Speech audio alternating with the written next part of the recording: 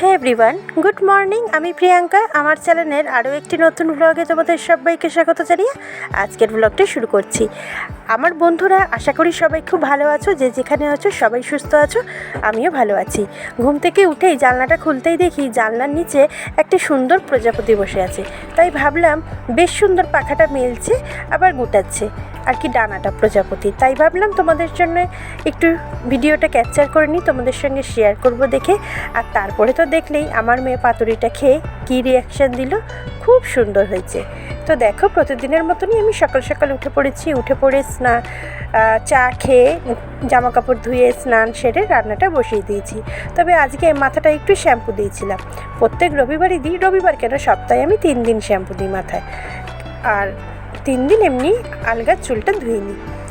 তো দেখো, আমি ওই জন্য মাথাটায়, আমার যেহেতু একটু বড় চুল আর যেহেতু শ্যাম্পু করেছি, আর এই গরমকালে তো রোদে দাঁড়াতে পারি না, শীতকাল হলে একটু রোদে দাঁড়িয়ে চুলটা শুকিয়ে নিই।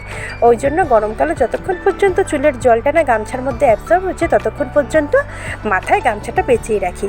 তো এদিকে রান্নাটাও বসাতে হবে, কেন ওর বাবা আবার ডিউটি যাবে, আর বেশিক্ষণ তো ওই জন্য সময় নষ্ট করতে পারবো না।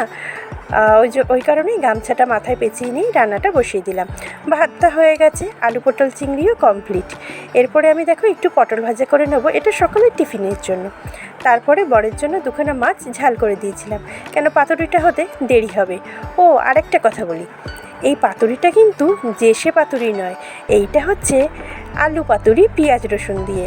আমি জানি না তোমরা কারা কারা এই পাতুরিটা খেয়েছো, তবে আমার মনে হয় তোমরা কেউই হয়তো এরকম ধরনের পাতুরি খাওনি। পাতুরি বলতেই আমরা বুঝি ইলিশ মাছ সর্ষে বাটা দিয়ে বা চিংড়ি মাছ সর্ষে বাটা দিয়ে। আমি অবশ্য এই কাটাপোনা মাছ আর ভেটকি পাতুরি তো আমাদের সব থেকে কমন ব্যাপার, সর্ষে বাটা দিয়ে ভেটকি মাছের পাতুরি। তবে এই রকম পাতুরি তোমরা যারা যারা খাওনি তারা কিন্তু একবার খেয়ে দেখো। রেসিপিটা তো দেখতেই পারবে, তোমাদের সঙ্গে শেয়ার করছি। আমার অনেক আগে, মানে প্রথম যখন চ্যানেলটা খুলেছিলাম তখন ছেড়েছিলাম পাতুরিটা। এবার জানি না তোমরা কারা কারা দেখেছো, কারা কারা ট্রাই করেছো, তাই ভাবলাম আজকে আরও একবার তোমাদের সঙ্গে শেয়ার করে ফেলি।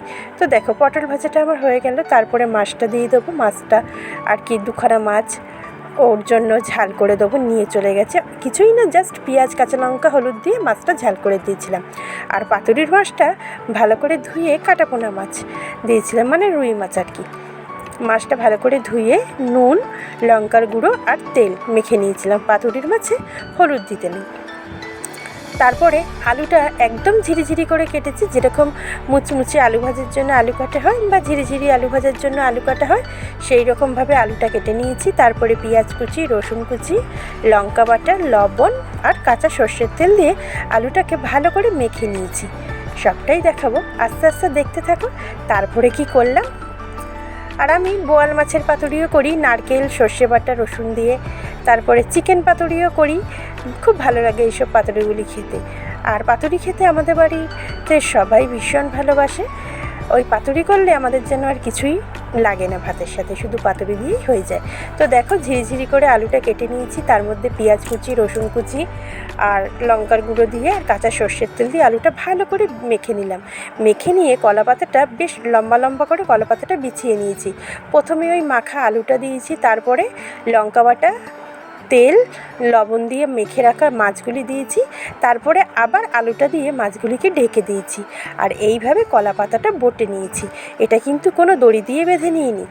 আর তারপরে দেখো, এইরকমভাবে 2খানা করে নিয়ে একটা থালার মধ্যে গ্যাসটাকে একদম স্টিম করে দিয়েছিলাম, বসিয়ে দিয়েছি। মোটামুটি ঘন্টা খানেক বা 1 ঘন্টা 20-30 মিনিট লাগে এই পাতুরিটা হতে, কেন আলুটা পুরোটাই সিদ্ধ হবে কলা পাতার ভাপে। আর এই পাশে দেখো বসিয়ে দিচ্ছি আমের টক, মানে আমার শ্বশুরবাড়ি এটা খুব জনপ্রিয় আর কি বলবো, ভীষণ টেস্টি খাবার, মাছ পাতুরি আর টক। এই দেখতে পাচ্ছ সর্ষে ফোড়ন দিয়ে কুচানো আমটা দিয়ে দিয়েছি, আমটা একদম গলে যেতে লবণ দিয়ে জল দিয়ে দিলাম। এবার এটা ফুটে গেলেই আমের টকটা রেডি হয়ে যাবে। আর তারপরে পাতুরিটা হতে থাকবে। প্রায় ঘন্টাখানেক পর তোমাদেরকে আবার দেখাচ্ছি। দেখো, পাতুরিটা এরকম হয়েছে, এখনও কিন্তু দেখো গ্যাসটা জ্বলছে। আর কিছুক্ষণ রাখবো, তারপরে গ্যাসটা অফ করে দেবো, তারপরে পাতুরিটা খুলবো। তো চলো পাতুরিটা এবার খুলি। তো বন্ধুরা, আশা করি আজকের ভিডিওটা তোমাদের ভালো লাগবে। ভালো লাগলে অবশ্যই চ্যানেলটা সাবস্ক্রাইব করে আমার পাশে থেকো, লাইক করো, কমেন্টে জানিও কেমন লাগলো তোমাদের মাছ পাতুরির রেসিপি। আর তোমরা একদিন অবশ্যই বাড়িতে ট্রাই করে দেখো, খুব মানে আমি সত্যি বলছি ভীষণ ভালো লাগবে তোমাদের। তো এতক্ষণ ধরে থাকার জন্য সকলকে অসংখ্য ধন্যবাদ জানালাম। সবাই খুব ভালো থেকো, সুস্থ থেকো। আজ ভিডিওটা এই পর্যন্তই, টাটা। আজ তবে রাখি।